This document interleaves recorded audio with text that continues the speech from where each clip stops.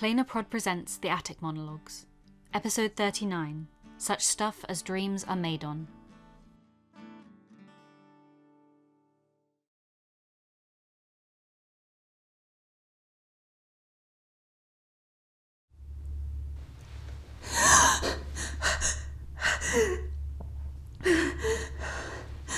Hey, it's okay. You're okay. Breathe. It's over. I know. I just... I had the most awful dream. Your mom again? No, not this time. It was another world. I hurt you. And Lola was... something... You would never hurt me. But I did. It was a dream, Kier. It felt so real. This is real. This world. This bed. Me and you.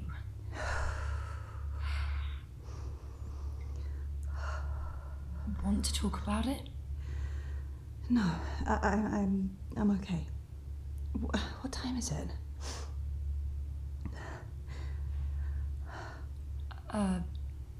4:48 a.m.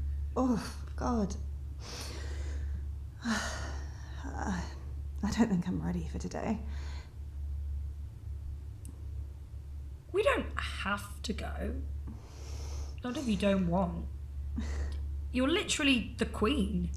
They can't make you do anything. I have to be seen. I have to prove I was right, that I'm not weak, that I can rule this city on my own. You've never been weak. I broke the first rule of Trinovantum within days of meeting you. What's that except weakness? So you're saying I make you weak? I don't think that's the romantic statement you think it is. You know what I mean. I guess. Maybe I'm glad of it. Like, where would we be if you hadn't told me about all this? You'd have abandoned me without a word when we graduated, right? No. You'd be locked up here and I'd be out there wondering where you went. I'd be broken-hearted. You'd be the one who got away. How would we ever survive that way? I don't know how I'd live without you. Well then, here's to Bella Blackwell, the weak and fierce. Here's to the Queen of Crows and her band of merry Selenia at your service. You're ridiculous. But you love me. I love you. After the festival, we should go somewhere. Run away with me? For old time's sake? Nix, Not forever. Just for a little while. You're going to burn out if you keep going. You haven't taken a break since the war ended. You're having nightmares every night now. I know. A cabin in the woods. Somewhere far from Trinovantum. From London. I know you decided to stay here. I know, but that doesn't mean your dream of leaving goes away. That doesn't mean you have to forget everything that made you Bella. But I do, Nix. The city will fall apart without a crow to lead it. I have to. You sound like her. I'm sorry. That's not what I meant. And you know it. My mum wasn't right, obviously. But she also wasn't entirely wrong. But I understand this city better than she ever did. I understand what it needs, what it actually needs. Which is? You. Me. Your ability to care. Your willingness to run in without thinking. My mum spent so much time planning that she forgot to care or do. She just watched it all fall apart. That's why it was so easy to oust her. Oh, it's too early for politics. If I'd known how many early mornings and late nights this whole situation involved, I might not have married you. But you did. Woe is me. Since we're already awake, we could go back to yours and watch some TV. We still have 6 seasons of Supernatural left. I miss the days when TV shows were heinously long. All right, you've convinced me. Race you to the portal.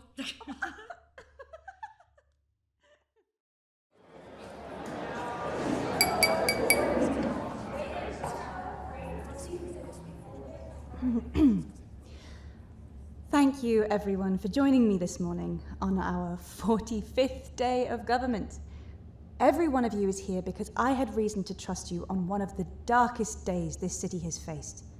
Despite the challenges we faced, you have risen to the task admirably. While the old council remain unwilling to talk, I believe they will once we employ the services of the library's knowledge harvesters.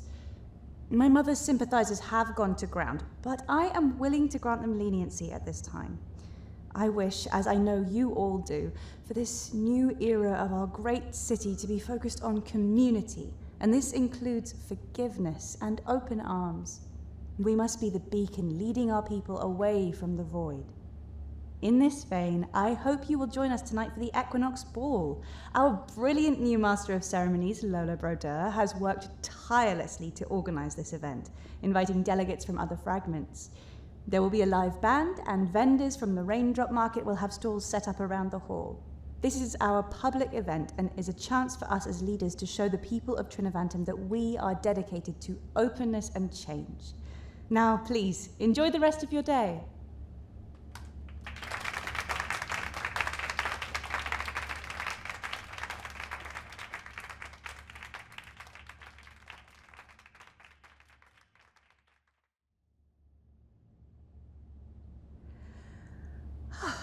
That's one speech down, one more to go. You did so good, Kier.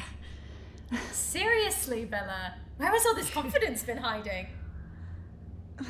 My mum used to make me perform all her old speeches to her, and some from history as well. Cicero, Socrates, Jonathan Blackwell. Well, I should probably go put the finishing touches on this event now that you've hyped it up so much.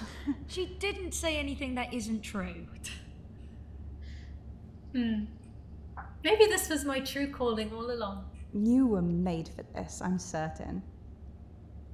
It's too bad. Too bad what? Never mind. See you guys later. See you. I'm worried about her. Worried? She seems good. Better than I remember her being, at least. I just feel like she's not saying everything. You know Lola, she suffers in silence. Well, not silence, she's super loud about it, but in the way of, look over here, I swear I'm fine. Don't look at the deeply concerning spiral I'm currently undertaking. You know? I guess. Maybe I put too much responsibility on her all at once. I don't think that's it. There's not much our Lola could regret about planning a party and wearing sparkly dresses.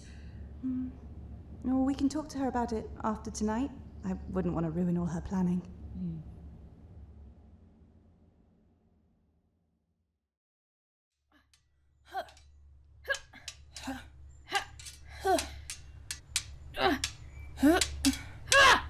Yes! Point to me! Thank you for agreeing to train me. Of course. Swordplay is one of the traditional pastimes of Trinivantum. It's important for you to display proficiency. Sure. Yeah. Not just because I thought knowing how to sword fight would be cool. How goes the preparations for the summer solstice gala? Oh, as well as can be expected. Talks with the sellers went well, so they should be arriving to set up soon. It'll be a good move, I think, promoting local businesses while displaying social unity within the city. That sounds wise. Obviously, with the current upheaval, we need to show a more unified front than ever. So many people are questioning the way that Lady Crow, stepped into power. Her choice to appoint Selena to the council. The city will take time to adjust, and they need to see that she cares, that I care, about the people, not just the power. You're good at this. It's easy, really. I'm just playing myself, right? But a different version. A more magical version, with a big girl job and everything. I get to plan parties and wear fancy dresses and use a sword. This might actually be my dream. Except it isn't. Yeah. I mean, whose is it? And how is the forest conjuring, my friends and stuff? Can it do that? I don't actually know. I've only been here a few months, and I didn't want to be here in the first place. I'm still finding my place. Everything I know comes from Ophelia. She's been here 15 years. She doesn't look a day over 25. And she never will. Neither will you. Oh. I hadn't really thought of that. Sorry, what is this noise? It's been going ever since this dream started and it's driving me nuts. You already know if you look in the memories this dream gives you. It's Trinivantum. Right. The magical city in the middle of London that's totally real. Exactly. Trippy. It's like, when I don't think about it too hard, this is just my life. I remember Bella and Nyx coming to me and Seth a few years ago. They were injured. Really badly. They'd been in a fight. They'd been acting strangely for weeks, but that was just them, you know? But this was different. I've never seen anyone look as scared as they did that night. And then they told us everything. About this city and the war, and I remember that like it all actually happened, and it's so easy to just follow. But when I push, it all falls apart. I remember the forest. I remember that none of this is real. I mean, Bella, queen of a magical city tucked into the fabric of London, come off it. Except Trinivantum is real, and we've been ruled by crows since before the shattering. But not my Bella. She's not. She doesn't... My lady, the guests have arrived. Of course. Give me a moment. Thank you, Ophelia.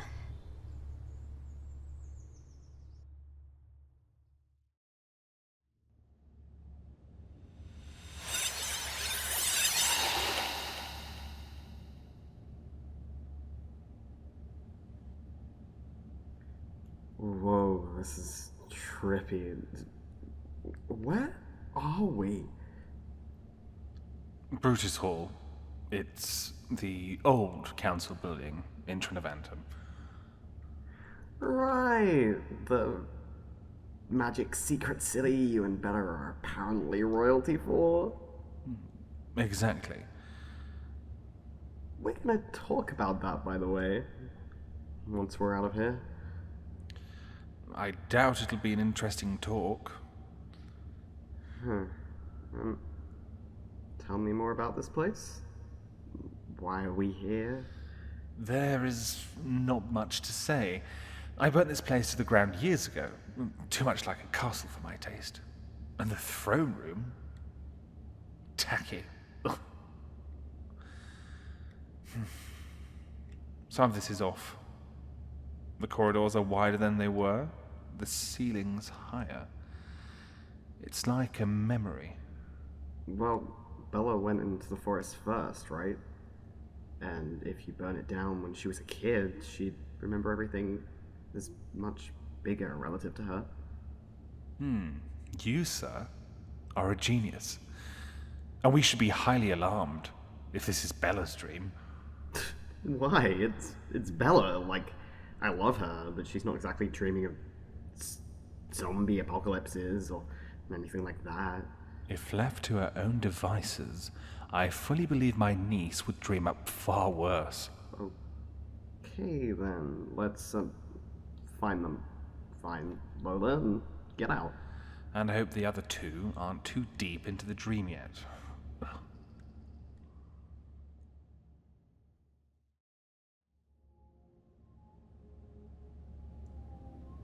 It's literally gonna be so fine.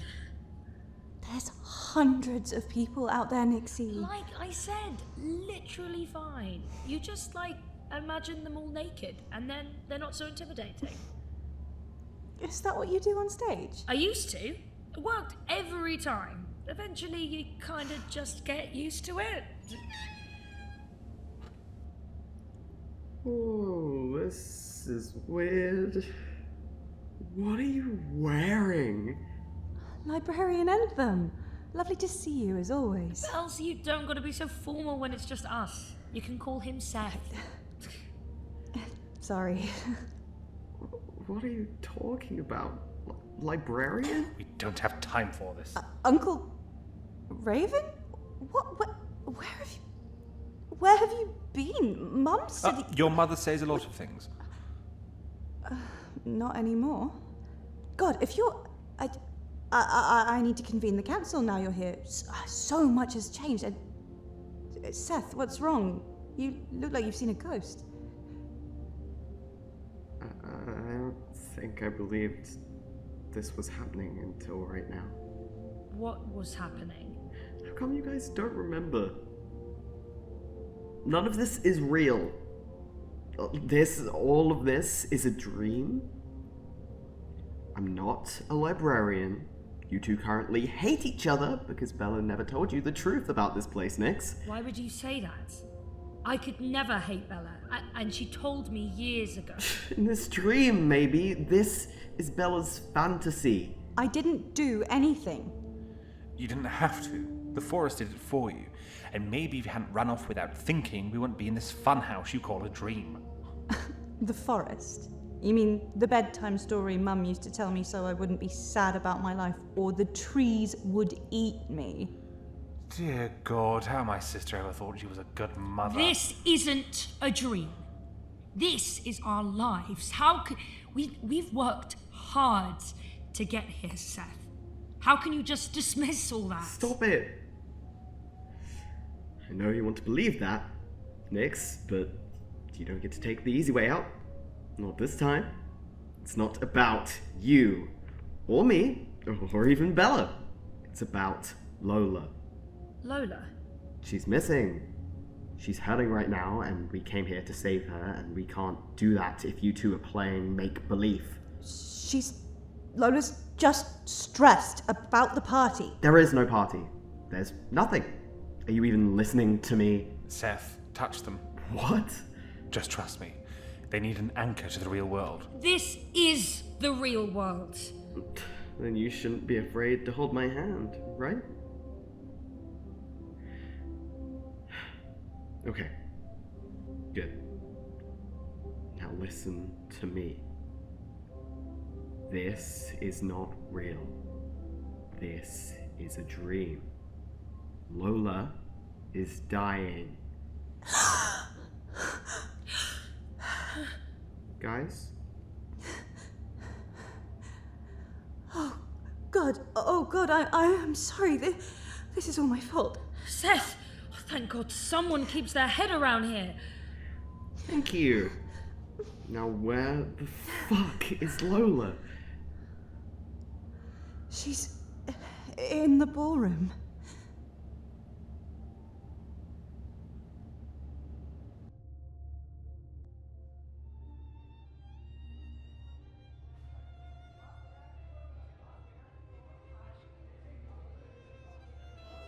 This ball is beautiful, my lady. Why, thank you. I'm actually really proud of it. You should be. I wish I'd known something like this existed. Out in the real world. Magic. I feel like maybe I could have found hope if I'd known magic was real. Well, unfortunately, magic does not fix the world. It just makes it sparkle as it burns. That sounds profound. Take it from me. I grew up surrounded by all of this. I spent most of my teenage years trying to burn it down. It's rotten underneath, falling apart little by little, but being able to see that rot? The people around you paste wallpaper over the cracks and perfume the air so they can't smell the stink? It's a slow death. Even slower than this.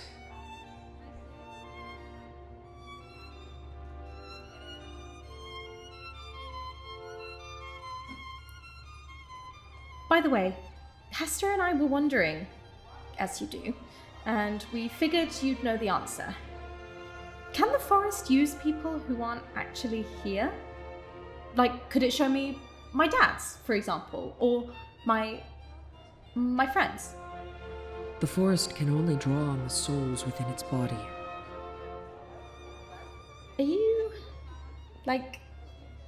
Are you sure? Not that I don't believe you. If you see someone, that means they must be buried here. Or they've followed you here. Now, not to leave you on that note, but I'm afraid I'll be turning in for the night. There's someone here I can't see. Not now. Not yet. Who? An old flame. No matter what happens next, remember, the door is always open if you want it to be. The future is whatever you make it. Okay. Thanks. I think. See you soon, Lola.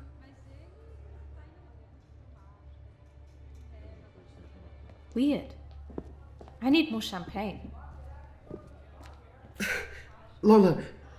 Oh my god, hi Seth! Oh, I'm so glad you could come. It's been ages. That library must be working you to the bone, huh? Don't worry, I made sure we stocked amaretto just for you. Let me grab you a glass. Lola, please.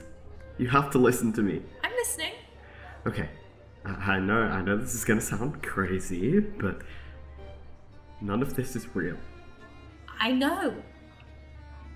I'm sorry. What? Well, it's all part of the forest, yada-da.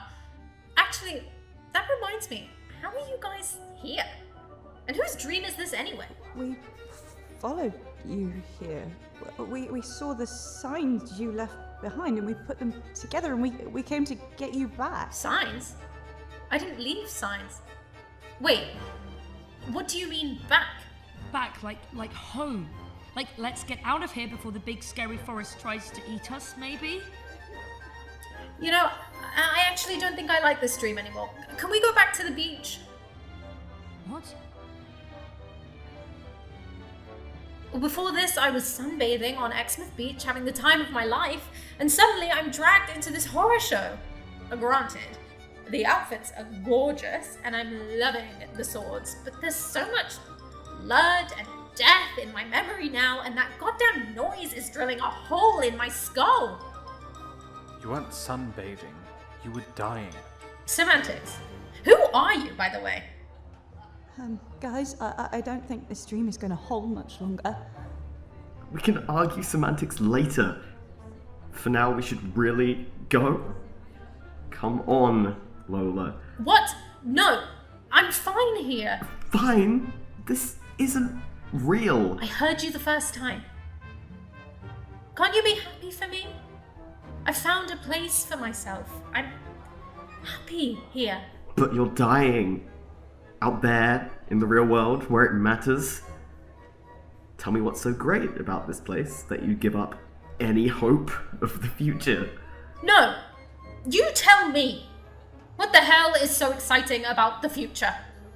You really wake up every morning with energy? With hope? You're telling me you aren't fucking paralyzed every time you let yourself think?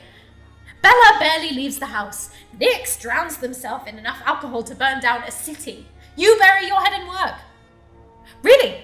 I'm just the only one having a healthy reaction to the fact that the world is fucking burning. The only one not just shrugging and saying, yeah, that's the world. We're all dying, Lola. Get over it. Here, I don't have to think about that. I don't have to worry. I can rest for the first time in what feels like forever. Okay, sure. The world is fucked. Everything is falling apart, and you have to be willfully incompetent to see it, but tell me this. What use is there in giving up? That's what you're doing. Does that make you feel better? At least I'm not pretending or grinding myself into the ground. What do you call this if not pretending? You're literally burying your head in the sand. How, Seth? How do you wake up every morning and just get out of bed? How do you move? How do you breathe? It's like there's this boot on my chest, crushing my ribs, my heart. I don't know how to exist. I can't pretend to care about coffee or cashing up or cleaning. I can't breathe. Lola. I'm so tired. I can barely sleep. And when I do, I feel like I'm buried alive. I was seeing things, hearing things, but I couldn't even pick up the phone to call a doctor. And it turns out my therapist wasn't even real. I couldn't tell my parents. They say everyone feels this hopeless when they're young. I couldn't tell you guys. You guys have your own problems, and I couldn't drag you into it. So you just let yourself die? I'm not dead. I'm not. But you'll never see any of us again. And we'll never see you. Just because you exist doesn't mean you're alive. Come home, Lola.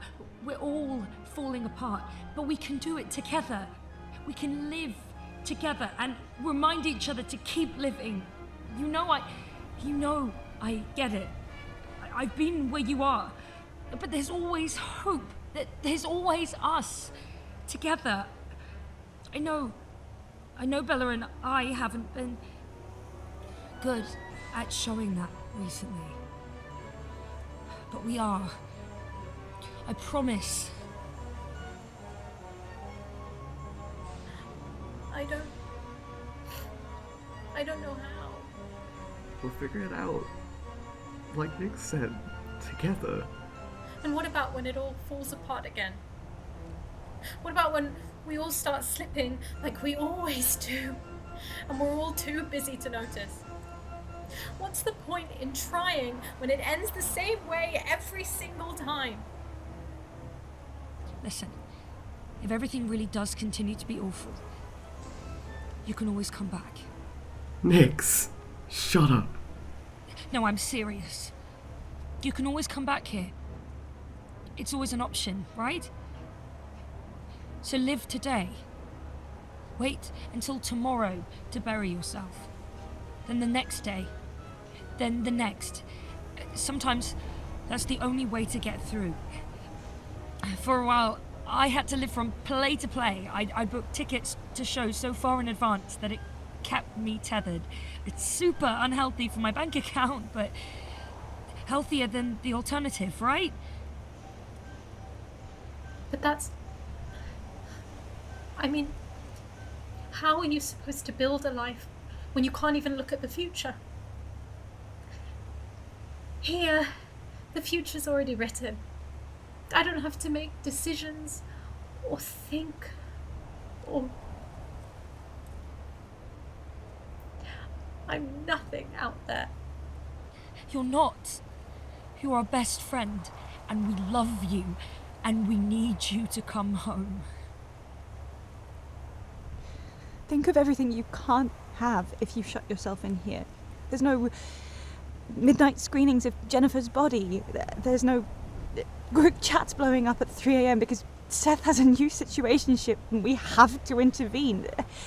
There's no cafes with vegan options, no cheesy chips, no me or Nix or Seth, no brothers fighting with you over the remote, no parents, none of your dad's homemade brownies. I know you can't just walk away We've from been all of that. Not great friends the last few months, but we can do better.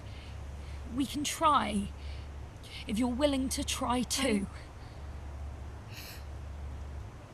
Okay. I can try. Oh, thank God, Lola.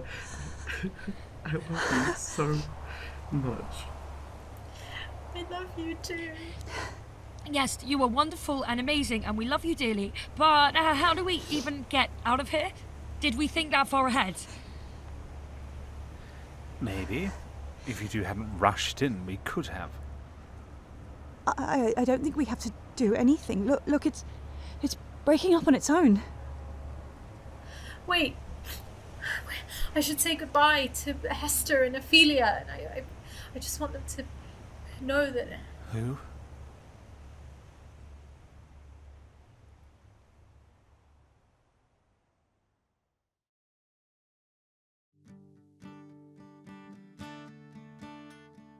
Thank you so much for listening to the Attic Monologues. If you're enjoying our show, please consider supporting us through our Patreon or Ko-fi to help us compensate the hard work our team puts into every episode. You can find the links in the show notes below. Alternately, you can leave us a review, whisper to the wind, or tell enemies and love interests and friends alike to listen. This episode was written by Morgan Greensmith and produced by Morgan Greensmith, Clohessy, and Sorren Briarwood. It was directed and script edited by Clohessy. The sound design is by Dura Leopold, and the theme tune was composed by Wilkie Morrison. In this episode, you heard the voices of Atlas Morgan as Nix Ryland, Bonnie Calderwood Aspinwall as Bella Crow, Drew Citrine as Raven, Cry MJ as Seth Entham, Roya Gharbi as Lola Brodeur, MJ Scott as Ophelia Martin, Cerise Angela as Hester. The logo was designed by Sorren Briarwood. The social media is also run by Sorren Briarwood. You can find us on Twitter at Attic Monologues and on Instagram, Tumblr, Facebook, and TikTok at The Attic Monologues. For more information on our show, our crew, our policies, and other shows made by our people, visit our website www.plainaprod.com. The hint for episode 40 is Demite Mihi. See you then!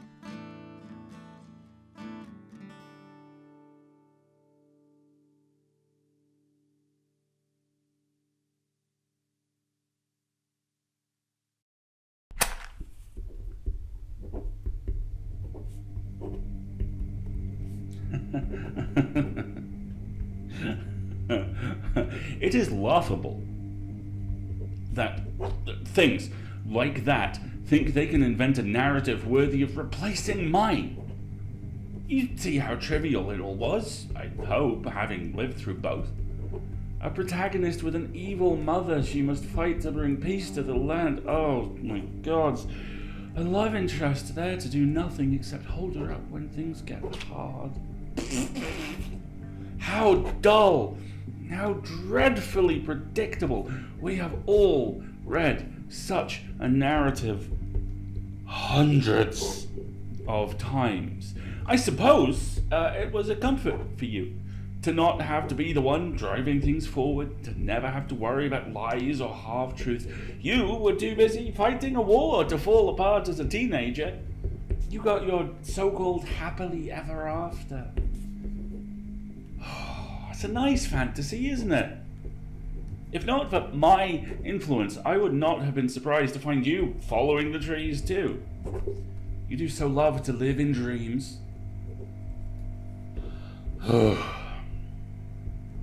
Take heart, though, my dear. Now that you've seen what could have been, now your little bird sees that all of her fears were for naught, that she would not have lost you, and indeed could have told you all this time. I imagine that will lead to, all sorts of interesting conversations. Don't